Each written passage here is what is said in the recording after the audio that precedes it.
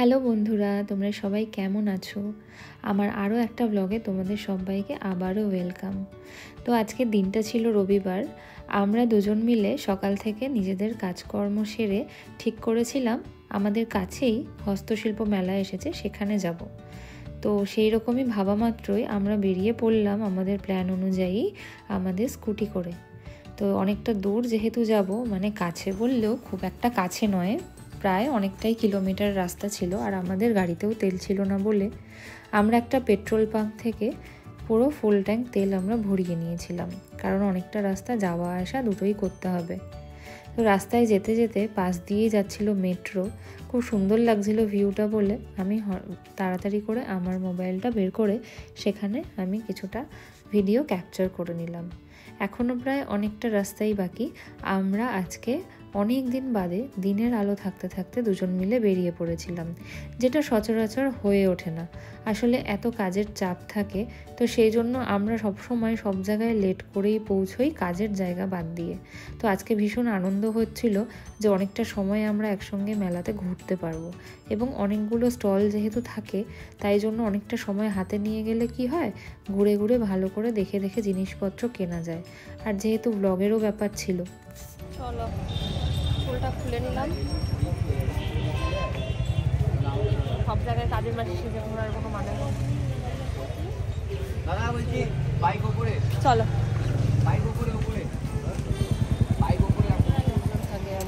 আমরা অনেকদিন বাদে আজকে দিনে দিনে বেরোতে পেরেছি, দিনের আলো দেখতে পেয়েছি ফাইনালি।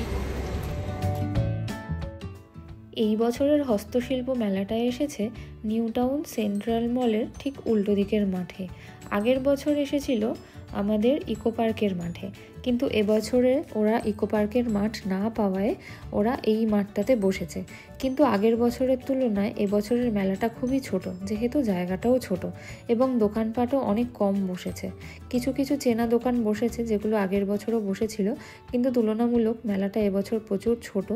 এবং এই এতটুকু একটা জায়গার মধ্যেই এখানটাতে খাবারের দোকান মানে ফুড কোর্টও রয়েছে, এবং ঘরের যাবতীয় ফার্নিচারের সমস্ত দোকানও এখানেই রয়েছে। তো অন্য মাঠে যাওয়া দরকার পড়বে না, ওই একটা জায়গাতেই তোমরা সমস্ত কিছু পেয়ে যাবে। আর এখানে মেলার মধ্যে ঢুকেই আমি তো তালকানা হয়ে গিয়েছিলাম যে কি ছেড়ে কি দেখব, এত এত ভ্যারাইটি। আর এত সুন্দর এই দুর্গাটা পুরো হাতে আঁকা হয়েছে, পুরো পেতলের ওপরে পুরো মানে হাতে আঁকা তৈরি এই দুর্গা। এবং এটা কিন্তু এই দোকানের যে মালিক রয়েছেন উনি কিন্তু নিজেই এঁকেছেন, এবং এই পটচিত্রগুলো তোমরা চাইলে এখান থেকে কিনতে পারো। আর এই যে দোকানটা তোমরা দেখতে পাচ্ছ, এই দোকানে এই যে জুয়েলারিগুলো, এগুলো কিন্তু সব কিছু ধান দিয়ে তৈরি করা, মানে ধানের মধ্যে কালার করে করে সুন্দর করে ডিজাইন করে তৈরি করা। আর এগুলো সব কাগজের তৈরি। আর এখানটাতে আমরা এখন দেখতে পাচ্ছি বিভিন্ন রকম কুলো, তারপরে ট্রে, ফ্লাওয়ার ভাস, এসবের ওপর সুন্দর পটচিত্র করা। আচ্ছা, এগুলো আরেকটা জিনিস বলে দিই, এগুলো কিন্তু শুধুমাত্র সাজিয়ে রাখার জন্য নয়, এগুলো কিন্তু চাইলে তোমরা তোমাদের রেগুলার রান্নাঘরের কাজে, মানে কোনো লোকজন যদি বাড়িতে গেস্ট এসে পড়ে তাহলে সেক্ষেত্রে তোমরা তাদের খাবার সার্ভ করতেও ব্যবহার করতে পারো এই ট্রেগুলো। আর এখানটাতে উনি বসে বসে খুব সুন্দর করে উনি পুরো পটচিত্রগুলো তৈরি করছিলেন হাতে এঁকে এঁকে। তো সেটাই আমি কিছুটা ক্যাপচার করার চেষ্টা করেছি। আর প্রচুর দোকানের মধ্যে যেটা আমার খুব মানে আকর্ষিত করেছে আমাকে, সেটা হলো এই টেরাকোটা জিনিসের দোকানটা। এখানটাতে বিভিন্ন রকমের টেরাকোটা দিয়ে তৈরি করা নানা রকম শোপিস, ঘর সাজানোর জন্য ক্যালেন্ডার, ঘড়ি, আরও অনেক কিছু এখানে বিক্রি হচ্ছিল। আর তার মধ্যে যেটা সবচেয়ে বেশি আকর্ষণীয় ছিল সেটা হলো ফ্রিজ ম্যাগনেট। এই টেরাকোটার হাতে তৈরি ফ্রিজ ম্যাগনেটগুলো দেখে আমরা লোভ সামলাতে না পেরে 3টে ম্যাগনেট আমি এখান থেকে কিনেছি।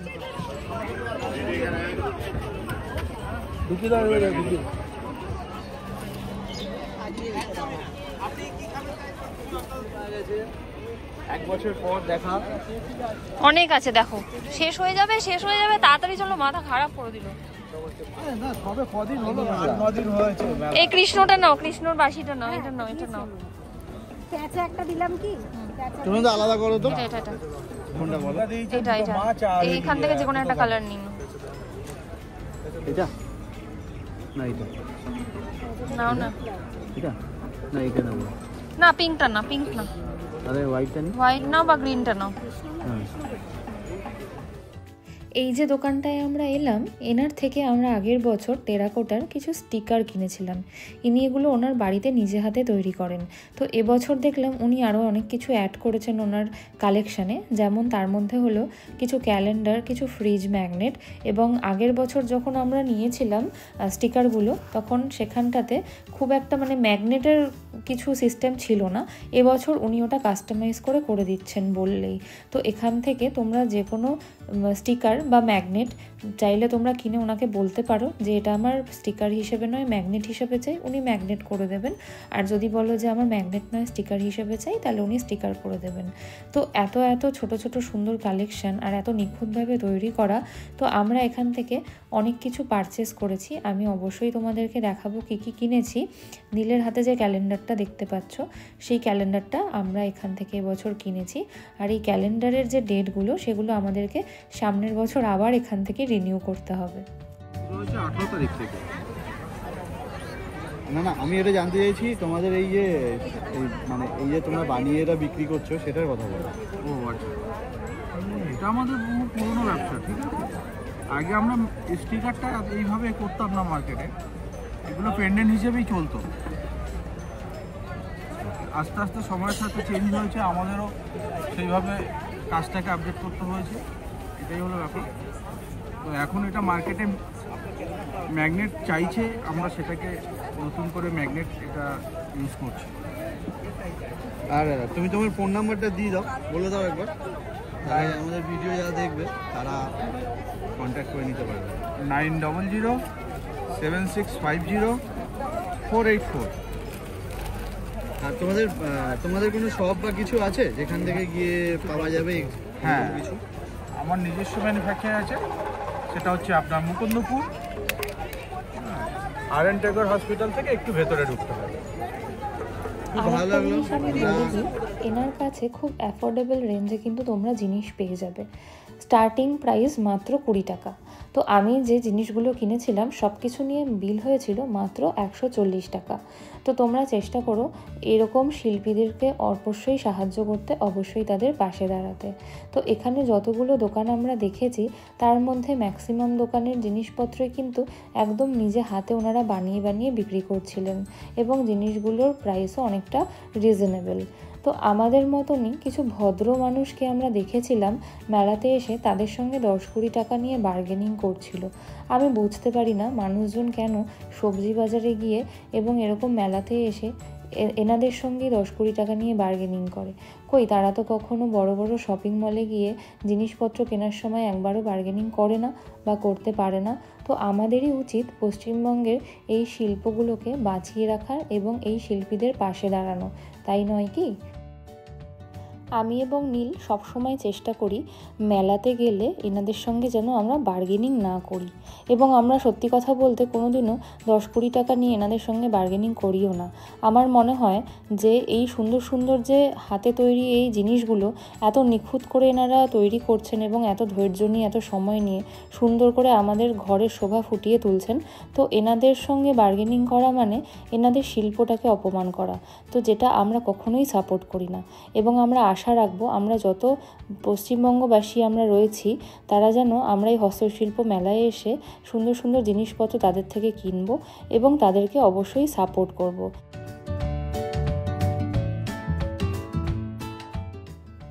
মেলা ঘুরতে ঘুরতে তারপরে প্রচুর খিদে পেয়ে গেছিলো, তাই জন্য আমরা চলে এসেছিলাম মেলার একদম শেষ প্রান্তে ফুড কোর্টে। এখানে তো প্রচুর ভিড়, গোটা মেলাতে যত না ভিড় তার থেকেও বেশি ভিড় এই ফুড কোর্টের সামনে।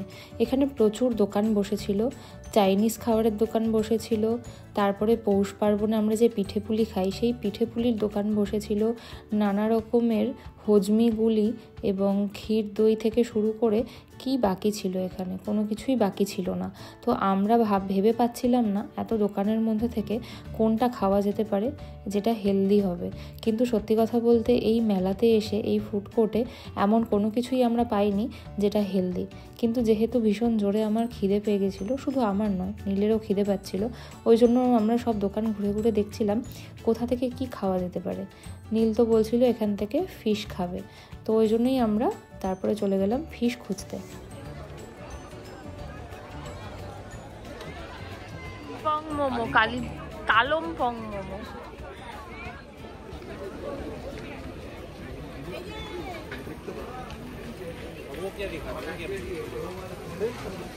কি খাবে?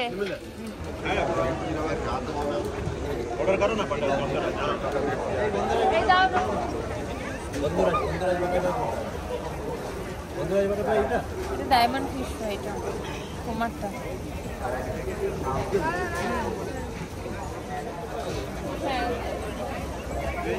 নর্মাল ভেটকি ফিশ ফ্রাই, এটা ডায়মন্ড, এটা ভেটকি। অবিশ্বাস্য ব্যাপার জায়গা পাওয়া।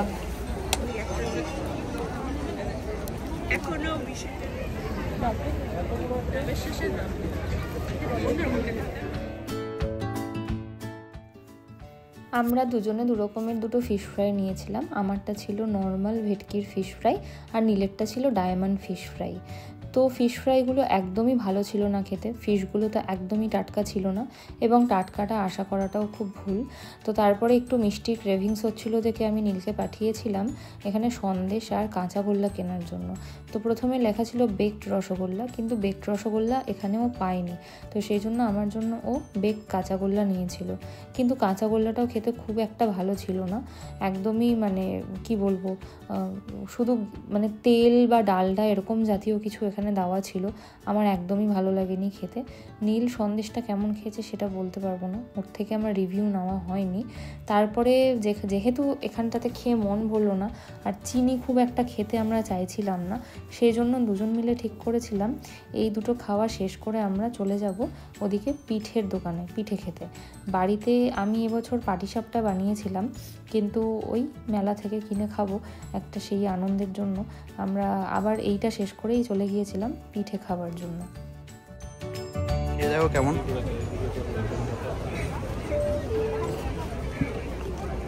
আগের বছরও খেয়েছিলাম।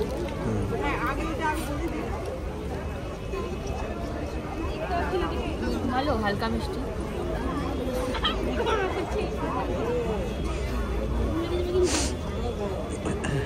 পিঠে ফ্রাই আর রসগোল্লা মিষ্টি খাওয়া হলো, দেখা যাক আর কিছু ট্রাই করা যায় কিনা। পিঠে খাবো, পিঠে চলো ওদিকে।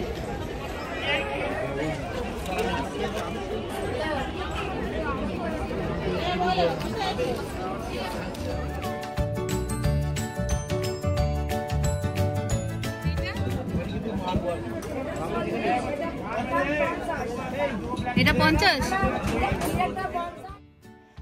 এটা ছিল ক্ষীরের পাটিসাপটা, তুলনামূলক ভালোই ছিল খেতে, খুব হালকা মিষ্টি। তো আমাদের খাওয়া দাওয়া শেষে আমরা আবার মেলা ভ্রমণে বেরিয়ে পড়লাম।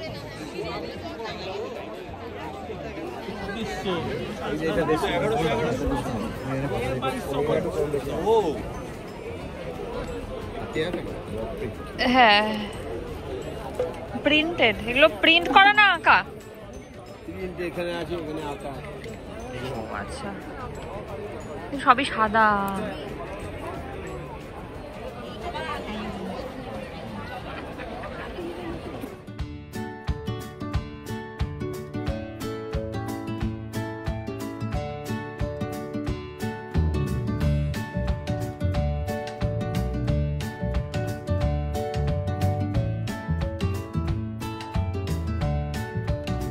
ছোট চামচগুলো কত করে? 10 টাকা পিস। এটা 20 টাকা 10 টাকা। কি হয়েছে? আগে বাইক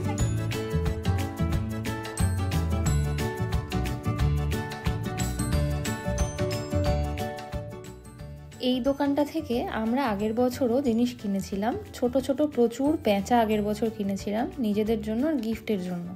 এবছর দেখছি ভাইটা আরও অনেক কিছু নতুন নতুন অ্যাড করেছে, যেমন এই একতারাগুলো নতুনও অ্যাড করেছে ওর কালেকশানে, এই তবলাগুলো অ্যাড করেছে নতুন ওর কালেকশানে, এবং এগুলো ছাড়াও আরও ছিল 2 রকমের সাইকেল, 3 রকমের সাইকেল ছিল। তারপরে দুর্গা, লক্ষ্মী, গণেশ, সরস্বতী, এই সব জিনিসগুলোই, ঠাকুরের মূর্তিগুলো ও নতুন এবছর অ্যাড করেছে। একটা খুব সুন্দর ত্রিশূল দেখলাম, যেটাও এবছর ওর কালেকশানে অ্যাড করেছে। হ্যাঁ বলো। একটা একতারা নেব, টিকটিকি, যেটা আমি সব থেকে বেশি ভয় পাই, এটাও এবছর নতুন অ্যাড হয়েছে।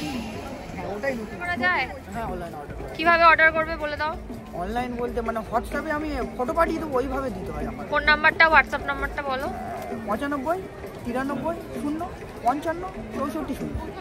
তো তোমরা এই সুন্দর সুন্দর হ্যান্ডমেড জিনিসগুলো নিতে চাইলে যদি মেলাতে আসতে না পারো তারপরও তোমরা অর্ডার করে নিতে পারবে। যেই ফোন নাম্বারটা বললো সেই ফোন নাম্বারে যোগাযোগ করে করতে দেবো, হবে। অসুবিধা হবে না, কমে হয়ে যাবে।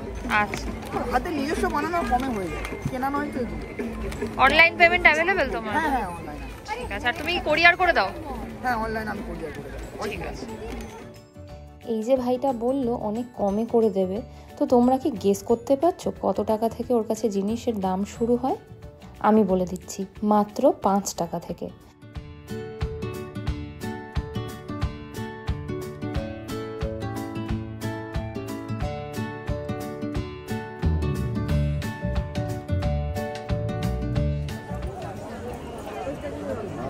সব হাতে তৈরি, এগুলো কি সুন্দর।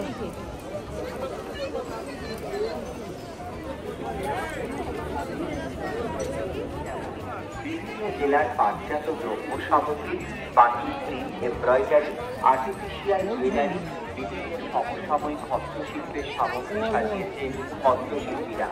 মেলা প্রাঙ্গণের প্রবেশপথের উল্টো দিকে অর্থাৎ পশ্চিম প্রান্তে কাঠ, বাঁশ, বেতের আসবাবপত্র, টেরাকোটার নানাবিধ ঘর সাজানোর সামগ্রী।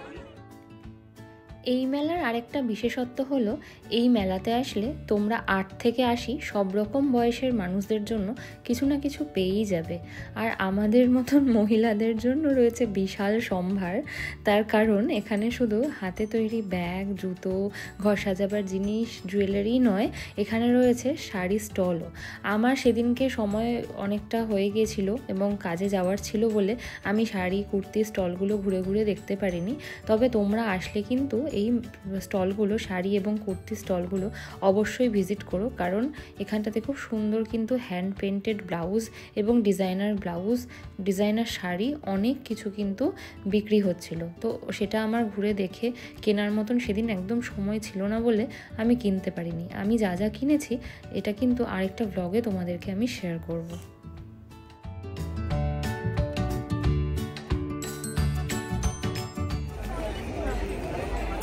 এই পাখাগুলো 20 টাকা করে পেয়েছি, দুটো নেব, ছোট বড় হয়ে যাচ্ছে, একটু ছোট বড়। কত দাম আছে দাদা?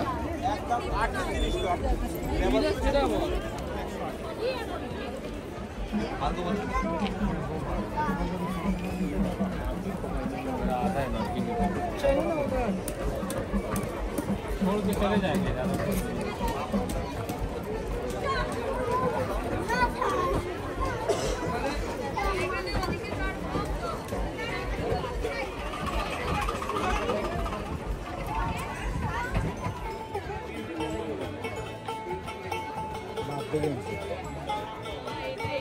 মালদার লোকজন বাজায়।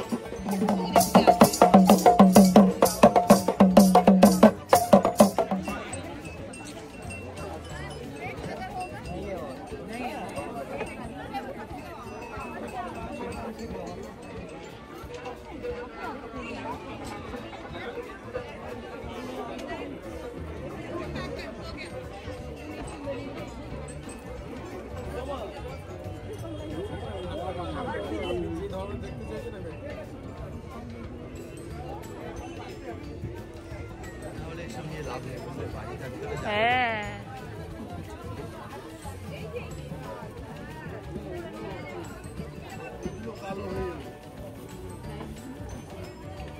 ভালো লাগলো মেলা ঘুরে। দেখলাম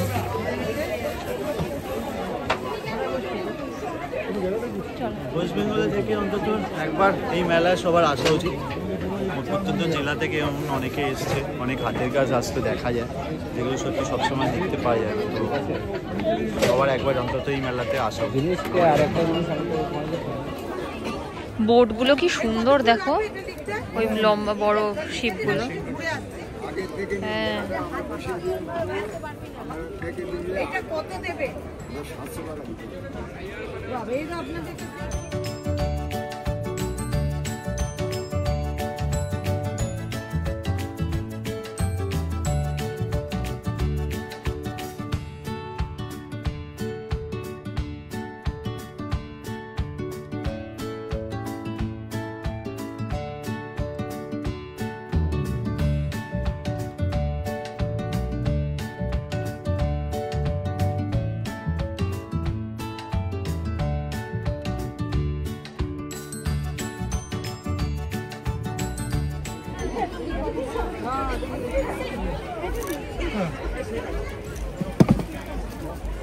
দেখা যাচ্ছে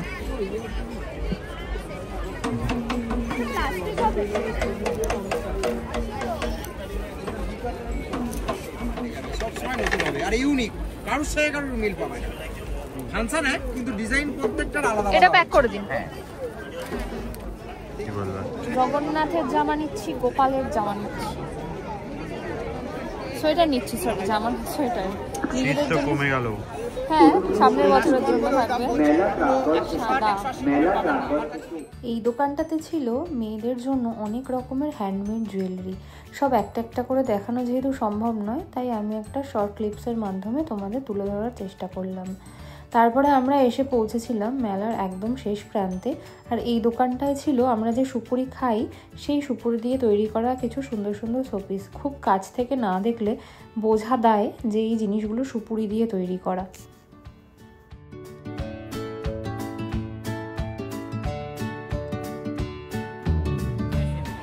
হাত আর মেশিনে তৈরি করা ম্যাট দেখছি। আর ওইটা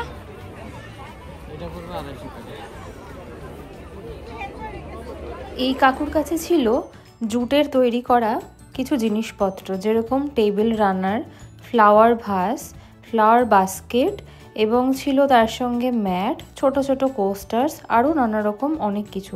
এবং তার সঙ্গে ছিল এখানে কিছু প্ল্যান্টারও। তো প্রাইসগুলো খুবই রিজনেবল ছিল। তোমরা এখান থেকে অতি অবশ্যই কিনে নিয়ে যেও কিছু জিনিস। আমি তোমাদের সুবিধার জন্য ফোন নাম্বারটা এখানে অ্যাটাচ করে দিলাম। তো এই দোকান থেকে আমি আগের বছর কিছু জিনিস নিয়েছিলাম, যেমন পেঁচা, ঘোড়া। এবছর এই বুদ্ধ মূর্তিটা আমাকে খুব অ্যাট্রাক্ট করেছে। আজকে কিনতে পারলাম না ঠিকই, কিন্তু নেক্সট দিন মেলা আসলে আমি অবশ্যই এটা কিনে নিয়ে যাব। চলো এবার আমরা আমাদের কাজে বেরিয়ে পড়ি। আর একদিন আসবো, অনেক কিছু কেনা হয়েছে, সেগুলো বাড়িতে গিয়ে তোমাদের সাথে দেখাবো কি কি আমরা কিনলাম। আরও অনেক কিছু কেনা বাকি রয়ে গেছে, আজকে দেখেই যাচ্ছি। নেক্সট আরেকদিনকে আসবো, এসে তারপরে বাকি যেগুলো শর্টলিস্ট করে গিয়েছি সেগুলো কিনবো। আজকের ভিডিওটা তাহলে এখানেই শেষ করছি। দেখা হবে পরের আরেকটা ভিডিওতে।